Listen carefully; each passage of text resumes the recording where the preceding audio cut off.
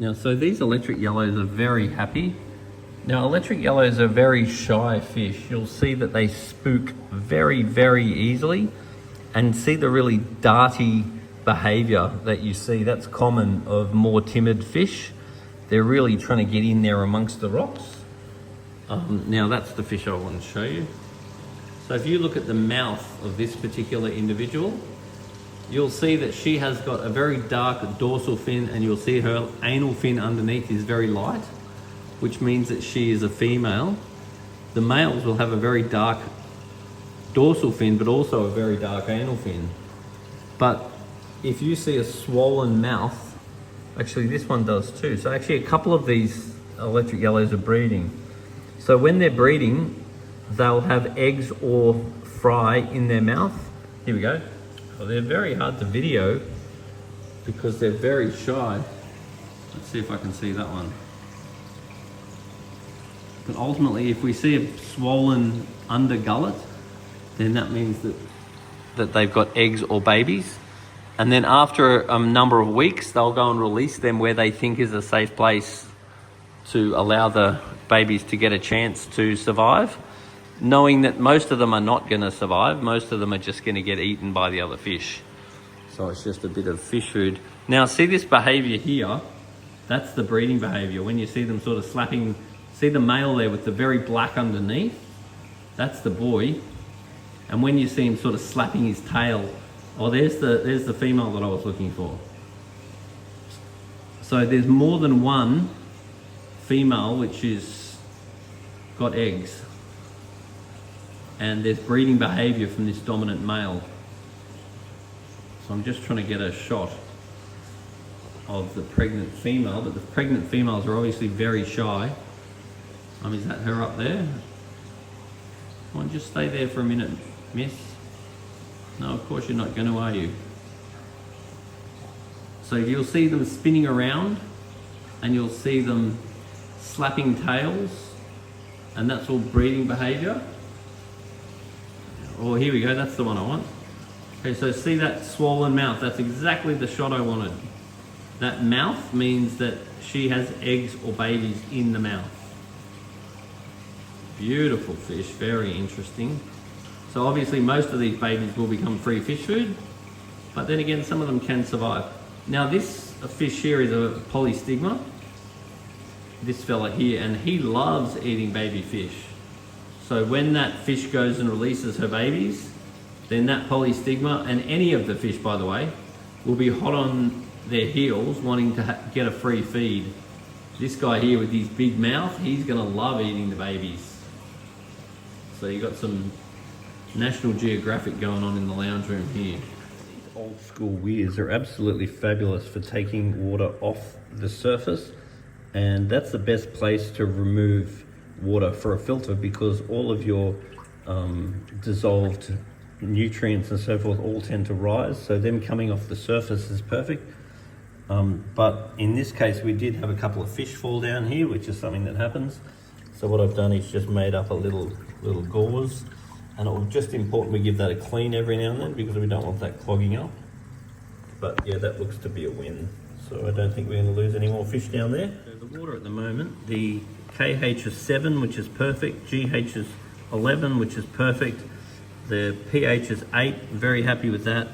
There's not really any phosphate, no nitrate, almost no ammonia, and no nitrite. So we're very happy with the water. The water's perfect at this stage. So adding new fish should be absolutely no problem. Now, if you are going away for a period of time, getting a good quality auto feeder is a very good idea. These Eheim ones are the trusted ones. And then the next thing is you want to use very good food, such as these probiotics, very clean food. Now the next tip that I want you to do is only put as much food in that would be what you would feed in that time. So don't go filling it up for no reason. I only want a minimal amount of food that's in there. Then you set this for how much food you think. Then the way you're going to test it is you're going to put this over something to collect the food, such as that. Then you let it rotate. You see how much food comes out. And then I really want minimal. So that would be a beautiful amount fed once a day to the fish while we're away. But I really want less food going in than you normally feed. So always reduce the amount if in doubt, and always reduce how much food is in the feeder. I don't want you filling it up, and I don't want extra food going in, and I don't want higher risk of the food coming out while you're away. It's much better to come home to fish that are a little bit hungry than to come home to fish that have been overfed, because that can be tragic.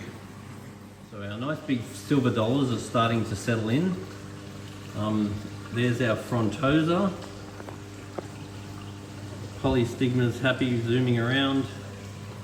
There's the lay loopy. The bristlenose are getting in and about and doing their thing.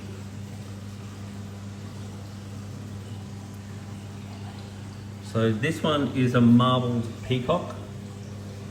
This fella here, that's the marbled peacock.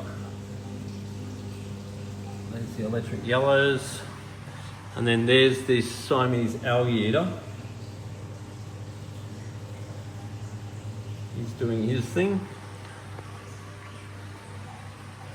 There's Mr. Frontosa.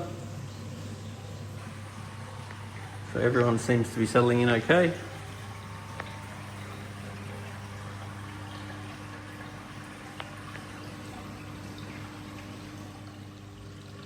So the weir seems to be doing its job. The princess cichlid or Pulcher or Brashadi. So now with the auto feeder, once again, I only want it here when we're holidaying. I don't want it there normally. So to test it, it's fine. The other thing is that when you're away, I'd really rather these flaps be up, because I don't want a lot of condensation there. It'll send the food off a bit quicker. So all we're going to do is move the lid a little bit, so then when this goes, it's going to fall into the aquarium. So that's really all we need to do to set it. And then if we don't want it anymore, I would take it away. And then if we just pull this off, and then we just recommission it when we need it. In the meantime, it's set.